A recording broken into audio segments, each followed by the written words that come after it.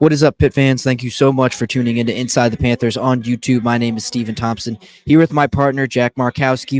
As you can see, behind me, the starting lineups for Duke and North Carolina State are being introduced right now, but we are just about an hour removed from the Pitt Panthers picking up their biggest win of the season. I don't think that's even possible to argue right now, but they beat Wake Forest 81-69 at the Capital One Arena in Washington, D.C. They advance in the ACC tournament from the quarterfinals to the semifinals for the first time since 2014. If you remember, that was their first year in the league. So the Panthers make some history down here in Washington, D.C. with a gritty effort.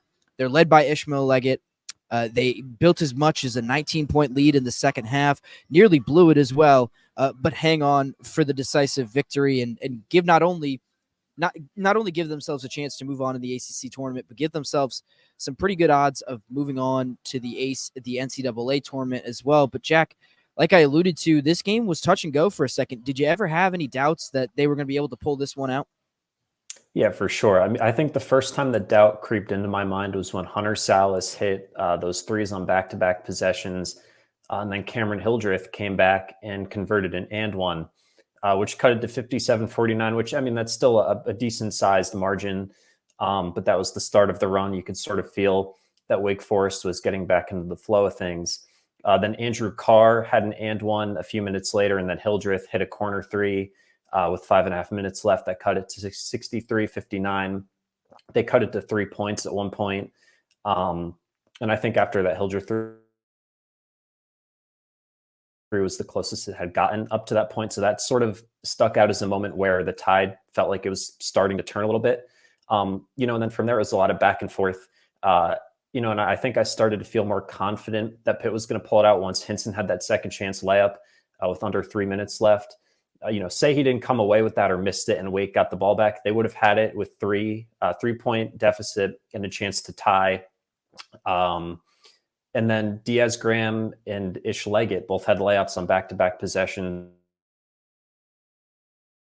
with under 2 minutes, which made an 8-point game. And I think that sort of sealed the deal. So things definitely got a little dicey. Definitely didn't feel like that when they had a 19-point lead in the second half. It was up to 14 in the closing minutes of the first half as well. They really controlled the game for most of the day. But yeah, I mean, there's no doubt that, there a little bit of doubt creeped into my mind. Yeah, I felt kind of the same way. It wasn't exactly that Salas layup that you're talking about. I remember, or I believe the Carr you said, that one you were talking about. For me, it was they got it to 3 points with about 4:15 left. Pitt was in the middle of a more than 2-minute streak of not making a field goal. They were just bleeding on offense, and Wake Forest continued to just chip away and chip away. The whistle started to not really go Pitt's way in the second half. I thought the officials called it a completely different way in the second half than they did the first. It was incredibly physical in the first half. The players were continuing to play that way into the second half, but the whistle got different. I think the officials were trying to put a lid on it. They were trying to get this game a little bit more under control, and I think that didn't really play to the Panthers' advantage. I think that allowed Andrew Carr to get to the line a bunch. Salas could kind of get going once he saw the ball go through the hoop a little bit, and that's when he really started to get hot and really started to score a lot of his 15 second half points. It was real touch and go. You thought the Panthers just didn't have enough offense to get over the hump. You thought maybe the physicality was getting to them a little bit, and then the foul calls as well was starting to bring some frustration on. But they just came up with a timely bucket just about every time that they needed to before closing the game on a 10-2 run over the final 2 minutes. It was gritty. It was gritty, and it was led by Ish Leggett. But I thought really the moment, like you alluded to, that I thought, oh, they have this under control was the beginning of that 10-2 run. Like you alluded to, Diaz Graham made an incredibly tough layup. We've talked about this, I believe, after the NC State game, the finishing ability of the front court, is particularly the centers, Guillermo Diaz Graham and Federico, has been miles better recently. And I think here we go. Welcome back. The ACC quarterfinals are about to get back underway. Duke and NC State. They just finished announcing the starting lineups, but that bucket for Diaz Graham was huge. He went through contact. I think there were at least 2 or 3 Wake Forest defenders around him when he took that shot, and I couldn't even see him from my spot on the court side. I could only see arms going up around him. I didn't think he had an angle to finish that one, and I thought that was a huge bucket. That could have given Wake Forest the ball back, down just 4. I thought that would have been a real killer of momentum for Pitt if they weren't able to convert that layup. But Diaz-Graham went up strong. That was a huge bucket that Jeff Capel also pointed out in his post-game press conference. It was a desperately needed one, and the Panthers got it, and they got it because their front court has been improving steadily down the stretch of the season, and it resulted in a timely bucket there. But I also think you can point to just about any bucket that Ish Leggett had in the second half. I mean, it seemed like that guy is a stopper, not only on defense, not only as a guy who can lock down an opposing team's best guard or wing, but he's a guy who stops runs with his offense, with his ability to create off the dribble and create an isolation. And I thought he did that routinely against Wake Forest. He was able to get to his spots. He was able to create his own shot and finish through contact. And when Pitt's offense was really running dry. So I look at that Diaz-Graham bucket. I look at about just every single bucket that Ish Leggett had. Those were the moments where you could feel momentum start to shift towards Wake Forest side, and Ish Leggett cuts that spell off. He cuts it off immediately with a bucket to silence the Wake Forest contingent here and get Pitt back into the game, give them some confidence as well. And it was a game of runs, but you could feel with each bucket things kind of swing. Everyone. You could feel momentum kind of move in the building with each bucket, with each point scored, with each turnover, with each change of possession. Speaking of Ish Leggett, though, I mean, he was the star of the show. He was the best player on the floor. He was not only scoring at a high level, he had 30 points, 11 of 18 from the field, 6 of 6 from the free throw line, but he had 8 rebounds as well. I believe 4 of those, even split 4 offensive, 4 defensive, and then 5 steals as well. 4 of those came in the first half. He was outstanding in just about every facet of the game tonight. But what do you think made him so effective tonight, Jack? Because he seemed like he was willing the Panthers to victory at certain points in this game. Yeah, what stuck out to me the most, I think, was his physicality. I think it made all the difference in the world. We saw him diving for loose balls, saw him poke out the ball when trailing, when Wake was in transition, came away with 4 offensive rebounds, and really he set the tone from the onset. In offense, I thought we saw more of the player we saw earlier in the season where he was attacking the rim with so much success, especially down the stretch in the regular season. It felt like his shooting took more precedence in ACC play, changed it up today with, incredible results, 30 points, 11 of 18 shooting. And he was fantastic from every area of the floor on both ends. Stepped up defensively against Salas too, especially in the first half alongside Bub Carrington. Held him to 1 of 4 shooting, and he committed 3 turnovers as well. I know you mentioned his steals on the game. And he came through when Pitt needed it most. When Wake went on that run in the second half, he was really their only consistent offensive option until the tail end of the game. He had a big second chance layup like we talked about, in the big moments. He made a pair of free throws with just over 2 minutes left, had that layup. And he was the main reason they put the Demon Deacons away. He never went cold, showed up when Pitt needed it most. And he set the tone. He brought the fire, brought the energy, disrupted what Wake wanted to do on the offensive end, and came right back and sort of gave it to them on the defensive end as well. So, who knows how this game ends up if he doesn't play like he did. He stepped up when the other 2 guards, weren't scoring at their usual pace, put the team on his back. And, he's the primary reason that they're moving on in the ACC tournament and are in a pretty good position regarding the NCAA tournament bubble as well. Yeah, I think you can just look at, the score. I mean, it was tied at 4-4. It was an offensive slugfest. I mean, the Panthers couldn't get anything going offensively. Neither could Wake Forest, but I mean, Pitt wasn't creating separation, and we've seen this happen before where Pitt gets out to a fast start defensively, but the offense can't do enough to give them, a real sizable lead when their opponents are struggling. And Leggett comes in, he immediately hits a 3. He immediately gets a steal, another layup, another jumper. He was instant offense off the bench, like we've seen him be multiple times this year. And Pitt needed every bit of it. Wake was being really physical, like you said. They were trying to rough Pitt up a bit. They were trying to play a physical game, play a tough style. And Pitt, I think, followed Leggett's lead. I don't think they were ready for that kind of game immediately, but once they kind of got into the flow, once they saw Ish Leggett being the aggressor, being what, Jalen Lowe told me in the locker room was a dog, just a straight dog. And that's a rudimentary evaluation, but I think it fits. Leggett's just that kind of guy. He does what's necessary. He is able to come up in big moments. He finishes through contact really well. He doesn't get bumped off his spots easily. And then defensively, like you said, he is just so tough and he's so strong that he doesn't get moved easily. He's able to use his quick hands to get steals. He was everything that Pitt needed. I think you hit it right on the head with the physicality. Like Pitt needed a dose of that. They were getting pushed. It was just they weren't getting pushed around, but it was a physical game. The refs were letting him play. You needed to be able to match what Wake was giving you, and Leggett did all of that and more. You just think about in certain moments too. It wasn't just a physical toughness, but there was a mental toughness that I think Ish Leggett brought as well. This guy is a pretty steely veteran. You think about what he did at Rhode Island last year. He was pretty much the entire offense. He was taking a ton of shots. He was scoring a lot, but he had to will the ball in the basket quite a bit. And you can see shades of that in how he plays for Pitt. He drives really hard.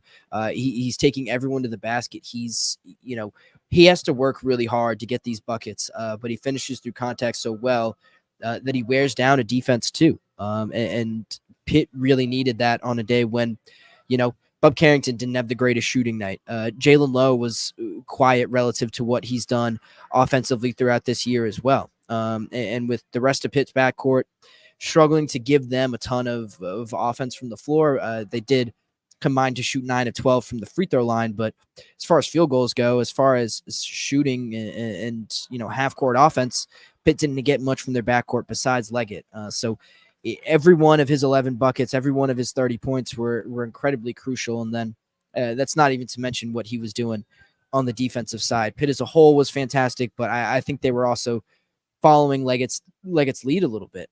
He was the toughest guy on the floor. He was the hardest player. He was diving after loose balls. There was a leadership aspect to it that I think plays into the great game that Ish Leggett had as well.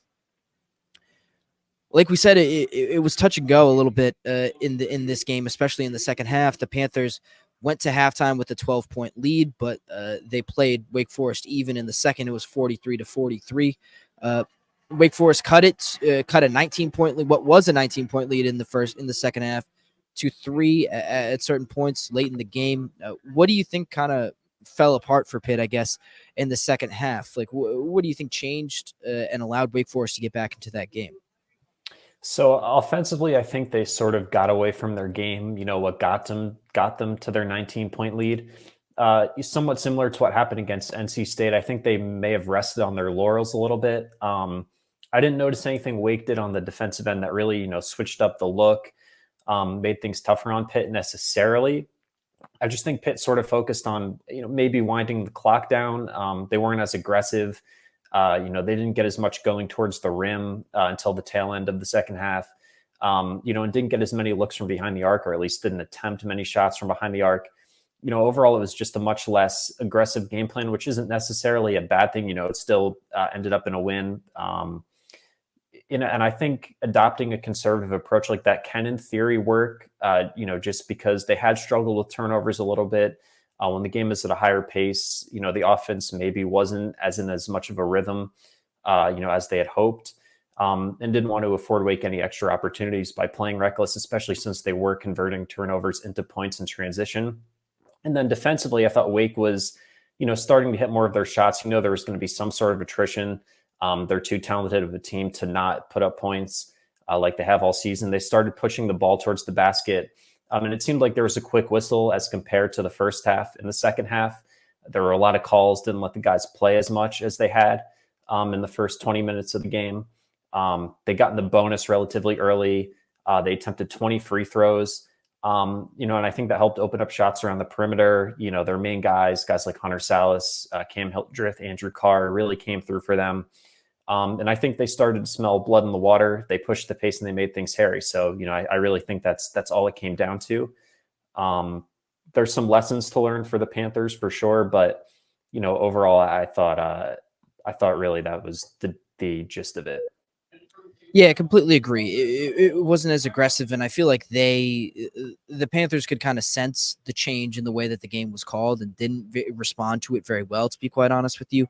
I think they started hunting calls. They started looking for ways to draw fouls and kind of do what Wake Forest was doing, which was creating contact, trying to get to the line. I mean, it was a big part of Wake Forest's offense in the first half was to try to create some contact, create some fouls, and they were aggressive on the defensive side of the ball, creating turnovers. They weren't getting much in the half court. And then the second half, when they did get some of those calls, they were still creating contact, but the whistle just started to fall Wake Forest way a little bit more. And Wake Forest really took advantage of that. Pitt didn't respond to it as well. I think they tried to do the same thing when they weren't necessarily getting the same whistle. And they, instead of kind of moving the ball, creating good shots and attacking the rim more, I felt like they settled for jumpers a little bit too much. I remember one play in particular where it was not as close to the end of the shot clock as it probably should have been for a shot like that, but Blake Hinson gets the ball out way near midcourt, and he's off balance and is pulling up from way downtown and air balls at three. And you could just kind of see the look on Jeff Capel and the rest of the assistant coaches' faces of,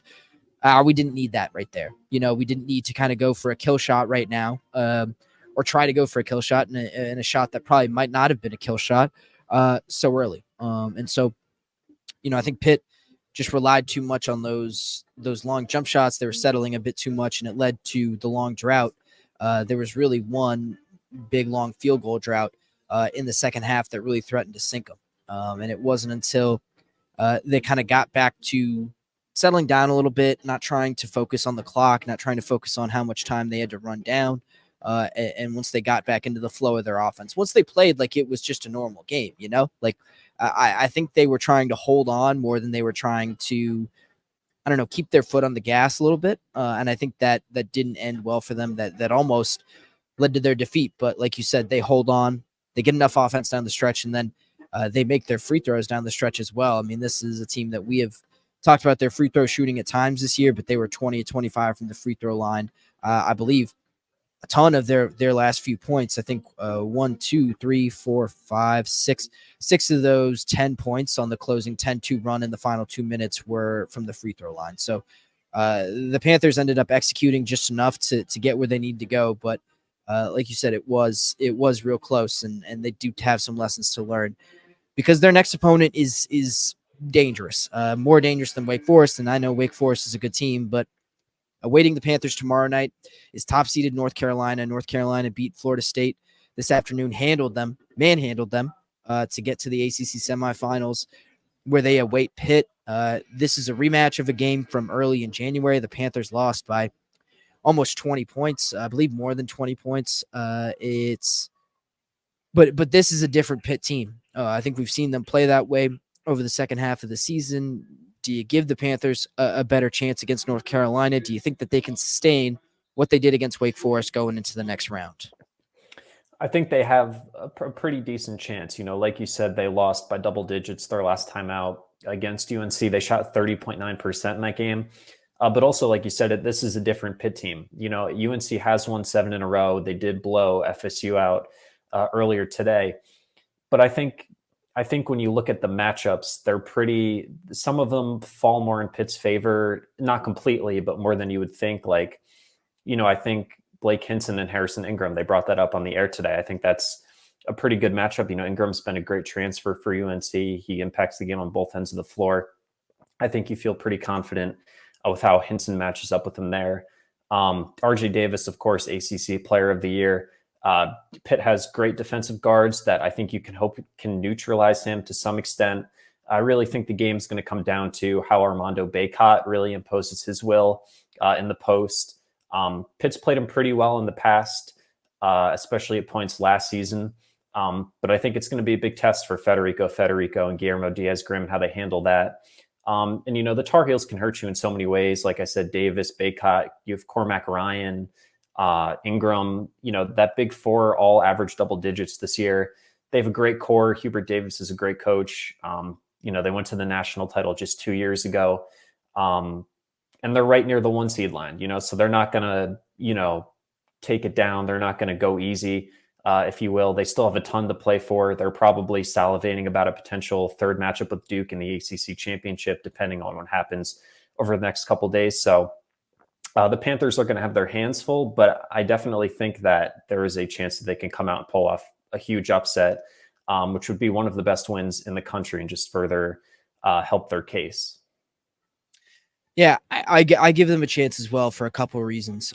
First of all, I think Pitt's defense is so much improved from what it was when the last time they played the Tar Heels. North Carolina only shot 36% from the field in that game, but they put up 70 points, and it was kind of a grinded out game. The Tar Heels really kind of imposed their will physically on Pitt, but I think Pitt has discovered Bub Carrington as a really a plus defender at the guard position. They obviously have Ishmael Leggett. And then I think Hinson has discovered that he's a little bit better of a defender than people have given him credit for. And the front court, like I mentioned, I think has kind of found their stride a little bit. And you saw at times today, Efton Reed he got he scored his points, but Pitt limited him more than they had at any point this season in the two matchups that they faced him. I think the improved defense of the Panthers, they're a little bit more intense. We know this team is hungry and that they are always going to play hard, but I think they are more cohesive defensively as well. That's why I give them a chance, even with all the varied threats that North Carolina has. But I also think the growth of Bub Carrington and Jalen Lowe offensively is really going to help Pitt. These are guys who are not only talented and can score now, but they have some experience under them.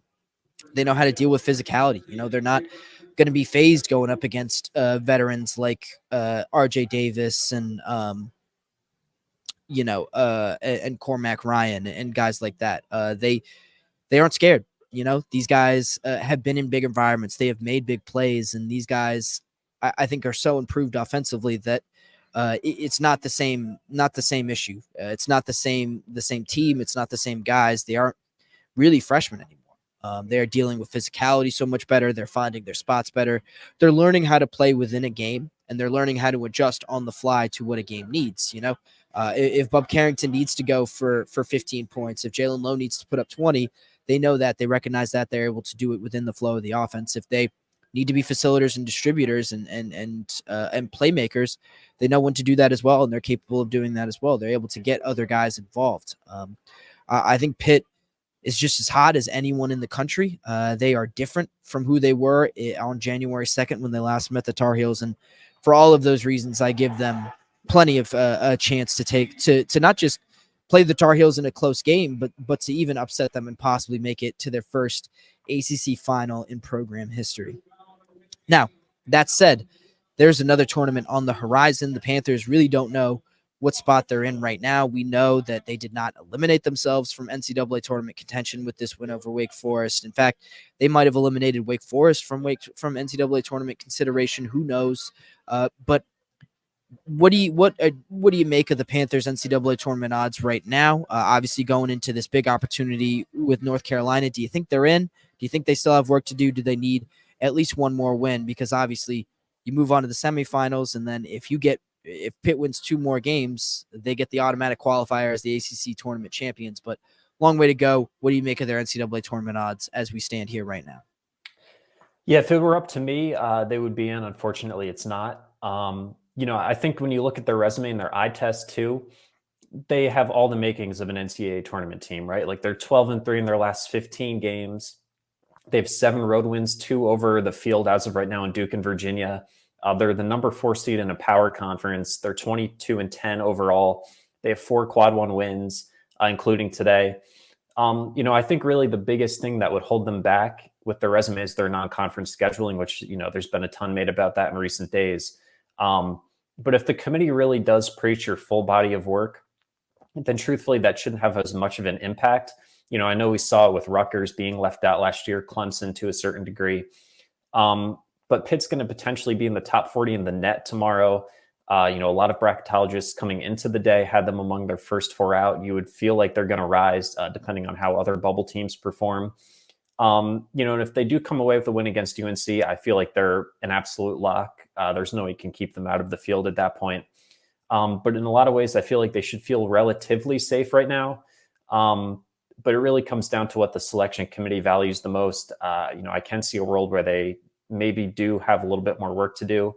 But yeah, I think there's no denying that their current body of work is tournament worthy.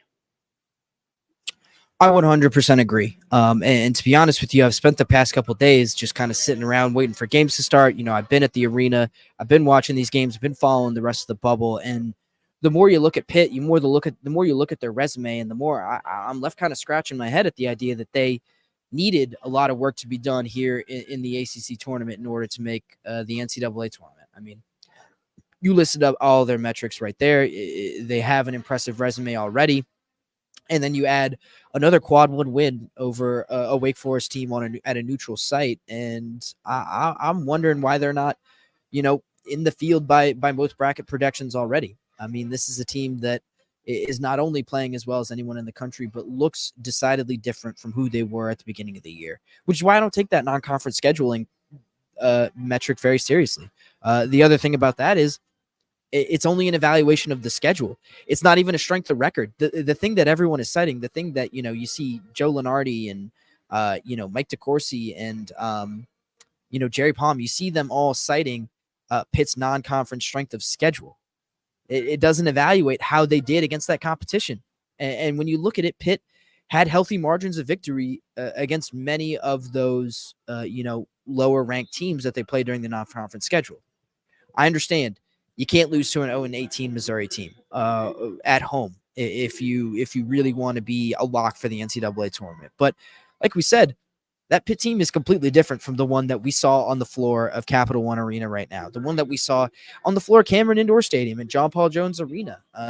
It's a bit silly to me that I think we're still looking at a really tiny fraction of what Pitt's total schedule was. I mean, non-conference play takes up a third of a team's schedule. And right now it's being counted as more than a third of Pitt's resume. And for some reason, what they've done in conference play, what they've done in the ACC tournament is not counting for as much. I agree with you. With a win over North Carolina, they are absolutely a lock. I don't see how they couldn't be. And the idea that they would still have work to do after that is ludicrous. But I think the Panthers should be in right now. Do I think they are in? I mean, you hear what all of these bracketologists are saying, and you kind of have to trust that they have the experience and know what they're talking about. They don't seem to think they're in, but it still seems like the Panthers did a lot of good work to get themselves a little bit closer to the edge of the bubble with a win today over Wake Forest. There's a long way to go. The Panthers' ACC tournament run is not done yet. There's still plenty of ways to go. They play tomorrow night, I guess tonight, when this video goes up against North Carolina. It's a 7 p.m. tip from Capital One Arena. ESPN is going to carry the broadcast. I'll be here from DC to deliver all the news and notes that you need. Jack is going to be helping me out as well, but we appreciate you all tuning into this post-game report. The Panthers are winners, 81-69 over Wake Forest, and they live to fight another day. Like I said, thank you all so much for tuning into Inside the Panthers on YouTube. My name is Stephen Thompson, here with Jack Markowski. Make sure to like this video, subscribe to us on YouTube. That's youtube.com/@InsideThePanthers, and find all of our reporting at InsideThePanthers.com. Appreciate you all tuning in, like I said, and we'll see you next time.